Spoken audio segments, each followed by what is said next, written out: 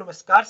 जय हिंदी, जय भारत, वंदे मातरम। एक बार फिर स्वागत है आपके favourite YouTube channel all India job news 0.2 के यूट्यूब चैनल के ऊपर। साथियों, आप सबको पता है कि SSB constable tradesman, SSB head constable veterinary department, SSB head constable आपका कम्युनिकेशन वाला वो डिपार्टमेंट, एसएसबी आपका सब इंस्पेक्टर नॉन जीडी का विज्ञापन, सब इंस्पेक्टर आपका जो है इसमें वेटरनरी स्टाफ, सब में आपकी वैकेंसीज है। उनका नोटिफिकेशन भी जारी हो चुका है और ऑनलाइन फॉर्म भी जारी हो चुका है।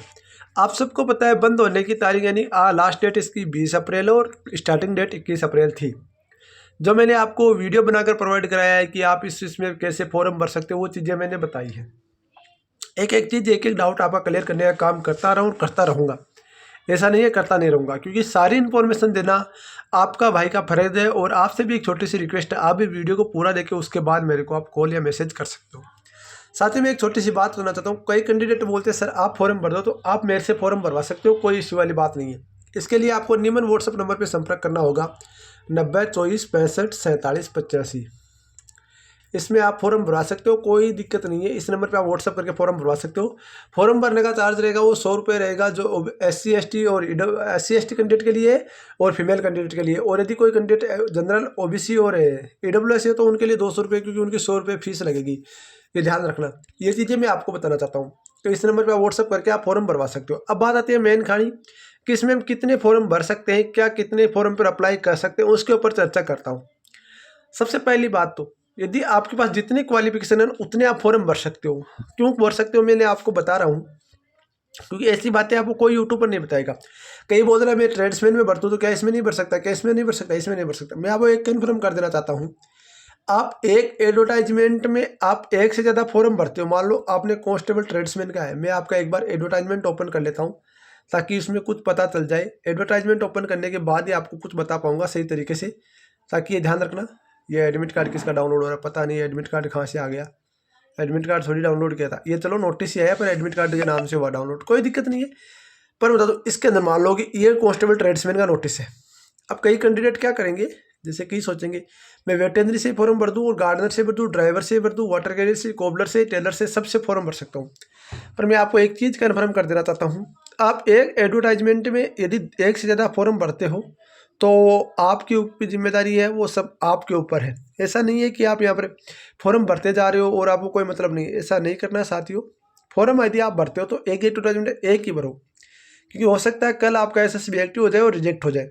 हाँ, यदि आपका एक फॉर्म गलत भर चुका है, थोड़ा बहुत भी यदि गलत इधर का उधर, तो आप दूसरी मेल ID मोबाइल नंबर लगा के दूसरा फॉर्म भरो, कोई दिक्कत वाली बात नहीं है। फिर भी मैं आपको, यदि कोई कैंडिडेट को पर्सनल राय चाहिए कि 2 फॉर्म भरना है या नहीं चाहिए, तो मेरे जो व्हाट्सअप नंबर है उस पर आप संपर्क कर सकते हो। आपको कोई दिक्कत नहीं, आपका भाई आपको बता देगा, ठीक है, ये ध्यान रखना। अब बात आती है ये वेटरनरी स्टाफ, बहुत ज़्यादा चर्चा में है कि वेटरनरी स्टाफ के लिए क्या चाहिए। देखो साथियों, वेटरनरी स्टाफ की जो वैकेंसी है ना, उसके लिए आपका 10वीं पास प्लस 1 साल का एक्सपीरियंस चाहिए। आपका एनिमल हेड यानी कि एनिमल्स को आपका ज्ञान होना चाहिए 1 साल का, तभी आप इसके अंदर वेटरनरी स्टाफ के अंदर फॉर्म भर सकते हो, वरना नहीं भर सकते। ध्यान रखना, ये चीज़ें मैं आपको बता रहा हूँ, कोई नहीं बताएगा आपको, ठीक है।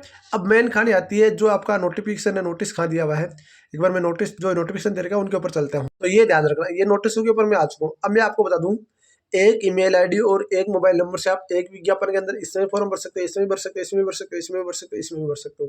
जितने आपके पास एक विज्ञापन का एक आप फॉर्म अलग एक ईमेल ID और एक मोबाइल नंबर से भर सकते हो। पर यदि एक विज्ञापन के अंदर 2 फॉर्म यदि आप भर रहे हो तो उसके लिए अलग अलग ईमेल ID और अलग अलग मोबाइल नंबर आपको प्रयोग करना रहेगा। फर्स्ट बात। अब दूसरी बात, फॉर्म भरते टाइम बहुत सारे कैंडिडेट गलती क्या कर रहे हैं कि जो आपका ये दिया हुआ है ना, देखो मैं आपको सेक्शन दिखा देता हूँ। जो ये सेक्शन दिए हुए हैं ना, जैसे मान लो कि ये आपका सेक्शन दिया हुआ है, यहाँ पर देखो ये देर का वेदर योर कैंडिडेट कंडीशन और सेंट्रल गवर्नमेंट, इसके नीचे आपका एक सेक्शन आएगा। क्या सेक्शन आएगा, आपको येस या नो वाला ऑप्शन आएगा। यहाँ पर आपको बड़ी दिक्कत हो जाएगी। मान लो कि इसमें से मैं पोस्ट सेलेक्ट करता हूँ, मैं पोस्ट सेलेक्ट करूँ नर्सिंग असिस्टेंट कम मेडिकल वाले, तो यहाँ पर ये नीचे एक ऑप्शन आ जाएगा, ये देर का कि फर्स्ट एड आपने किया हुआ है या फिर आपने एक्सपीरियंस है, दोनों आपके पास है, तो आपको दोनों में यस करना होगा। यदि आप यहाँ पर ये नीचे वाला ऑप्शन यस नहीं करोगे तो आपका फॉर्म तो भरा जाएगा, कोई दिक्कत नहीं, पर आप वहाँ पर जो भर्ती देखने जाओगे ना, उस टाइम आपको बाहर कर देंगे, फिर आपके पास कोई रास्ता नहीं रहेगा। दूसरी बात, एक बहुत सारे कैंडिडेट डाउट है कि ड्राइविंग लाइसेंस कब का होना चाहिए, क्या होना चाहिए, क्या नहीं होना चाहिए, तो मैं आपको अभी कन्फर्म कर देना चाह रहा हूँ। ड्राइविंग लाइसेंस हो, चाहे कोई एक्सपीरियंस हो, चाहे आपका क्वालिफिकेशन कोई भी हो, वो जब आप फॉर्म भर रहे हो, मान लो आज यदि आपका फॉर्म भरा हुआ तो आज से पहले का कब का भी जारी हुआ होना चाहिए। ऐसा नहीं है कि फॉर्म आज भर रहे हो और आपका एक्सपीरियंस जारी हो रहा है 2 महीने बाद का, 4 महीने बाद का, तो वो आप वहाँ पर डॉक्यूमेंट्स पे बाहर हो जाओगे। ये चीज़ें कोई नहीं बताएगा। दूसरी बात, हो सके जहाँ तक फोटो पर आपको डेट लगाकर फॉर्म भरना है, हो सके जहाँ तक फोटो पर डेट लगाकर फॉर्म भरना है, क्योंकि इसमें दे रखा है लेटेस्ट 6 मंथ। तो 6 मंथ की जो फोटो उसमें 6 महीने की, यानी आज यदि फॉर्म भरो तो आज की डेट, कल यदि कल का फॉर्म भरो कल की डेट, ये डेट लगाकर आप फॉर्म भरो ताकि अगले को रिजेक्ट होने का ऑप्शन ना मिले, क्योंकि ये रिजेक्ट भी कर सकते हैं। अब दूसरी बात, बहुत सारे कैंडिडेट बोल रहे हैं कि इसका क्या होगा आगे, कब तक क्या भर्ती होगी। तो मैं आपको देखो एक चीज़, थोड़ी सी बातें बताना चाहता हूँ, ज़्यादा वीडियो लंबा हो जाएगा, फिर भी मैं बता दूँ कि जो ये भर्ती है ना, ये भर्ती इतनी फास्ट तरीके से होगी आप सोच भी नहीं सकते। क्यों होगी? क्योंकि आज तक एसएसबी का रिकॉर्ड रहा है, यदि कोई एक सिंगल भर्ती आती है ना, तो ये आप उनको घिसते घिसते ले जाते हैं कम से कम भी भाई साथियों 2-2 3-3 साल। पर यदि आपका जैसे मान लो कि ग्रुप में भर्तियाँ निकालते हैं, 2023 की ग्रुप में भर्ती निकली थी, जो कि 2023 लास्ट तक खत्म हो चुकी थी, मतलब पूरी हो चुकी थी। 2024 लास्ट तक खत्म हो चुकी, 2024 में भर्ती आई थी, 2024 में खत्म, मतलब पूरी कंप्लीट करा ली थी, क्योंकि एक ग्रुप में भर्ती कराना चाहती।